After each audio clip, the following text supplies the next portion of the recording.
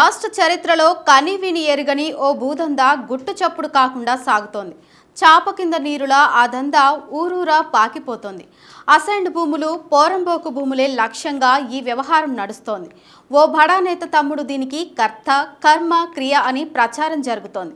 ఆయన అనుచరులు గ్రామాలకు వెళ్లి మాయమాటలతో పేద ప్రజలను తమ బుట్టలో వేసుకుంటూ వాళ్ల నుంచి భూములు కొనుగోలు జరుపుతున్నట్టుగా తెలుస్తోంది. కాంగ్రెస్ పార్టీ మేనిఫెస్టోలో పెట్టిన అంశాన్ని లాజికల్గా ఉపయోగించుకుంటూ అక్రమ దందాకు ఈ ముఠా తెరదీసినట్లుగా ప్రచారం జరుగుతోంది. రంగారెడ్డి జిల్లా చుట్టుపక్కల కోట్ల విలువైన అసైన్డ్, పోరంబోకు భూములు ఉన్నాయి.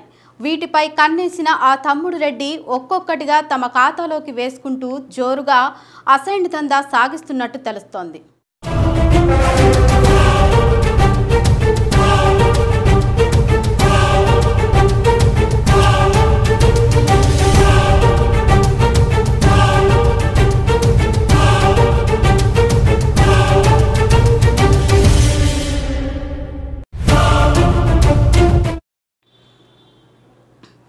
ప్రభుత్వంలో తమ్ముడు రెడ్డి అనధికార పాత్ర పోషిస్తున్నట్లు ఇప్పటికే అనేక ఆరోపణలు ఉన్నాయి. షాడో మినిస్టర్గా ఆయన తన పని తాను కానిచ్చేస్తున్నారు. ఎక్కడికి వెళ్లినా కాన్వాయ్ను తలపించే వాహనాలు, మంది మార్బలం ఆయన వెంటే ఉంటాయి. పెద్ద తలకాయ నీడలో తమ దంతాలను మాత్రం చాలా పకడ్బందీగా చేసుకుపోతున్నారని ప్రచారం జరుగుతోంది. ఇప్పుడు ఆయన దందాలకు సంబంధించి ఓ సంచలన వార్త వెలుగులోకి వచ్చింది. అసైన్డ్ భూములను, పోరంబోకు భూములను వెతికి మరీ కొనుగోలు జరుపుతున్నట్టుగా తెలుస్తోంది.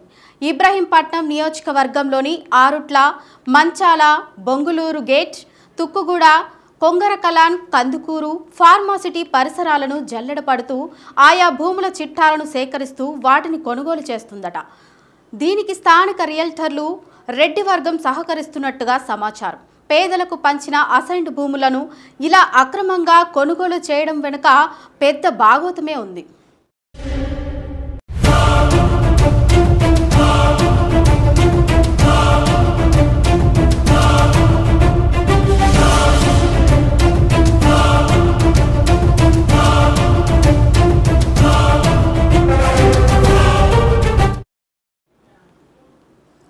అసైన్డ్ భూములు అనేవి ప్రజల ఉమ్మడి ఆస్తి. అవి ఎప్పటికీ మరొకరికి ఇచ్చేది కాదు.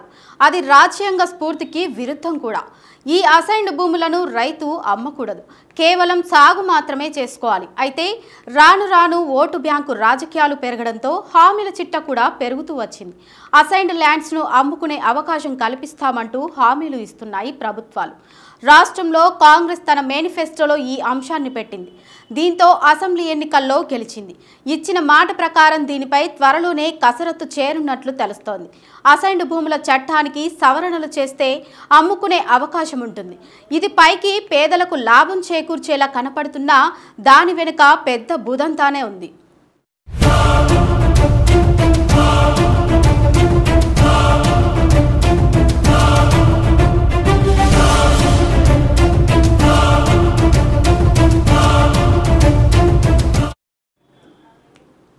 కాంగ్రెస్ ఇచ్చిన ఈ హామీనే ఆ తమ్ముడు రెడ్డి వినియోగించుకున్నట్లు తెలుస్తోంది. అసలే రియల్ ఎస్టేట్ రంగంలో అపారమైన అనుభవం ఉన్న ఆ తమ్ముడు తమ తెలివితేటలకు పదును పెట్టి మరీ ఈ దందాలో కోట్లు కొట్టేసే ప్రయత్నం చేస్తున్నారట.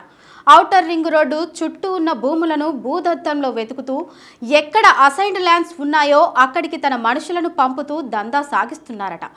ఎవ్వరూ కొనని భూమిని కొంటామంటూ పేదలను మభ్యపెడుతూ వారికి డబ్బు ఆశ చూపుతూ తమ పని కానిచ్చేస్తున్నారు. తమ్ముడు రెడ్డికి రెవెన్యూ శాఖ రెడ్డి అధికారులు సైతం సహకరిస్తున్నట్టుగా సమాచారం. దందాలో రెడ్లను మాత్రమే తమ్ముడు రెడ్డి నమ్ముతున్నారట. ఇప్పుడు వాటిని కొని రేపు ప్రభుత్వం గ్రీన్ సిగ్నల్ ఇవ్వగానే అమ్మడం మొదలు పెడుతుంది. లక్షల్లో భూములు కొని కోట్లలో వాటిని అమ్ముకునేందుకు చూస్తోంది తమ్ముడు రెడ్డి టీం.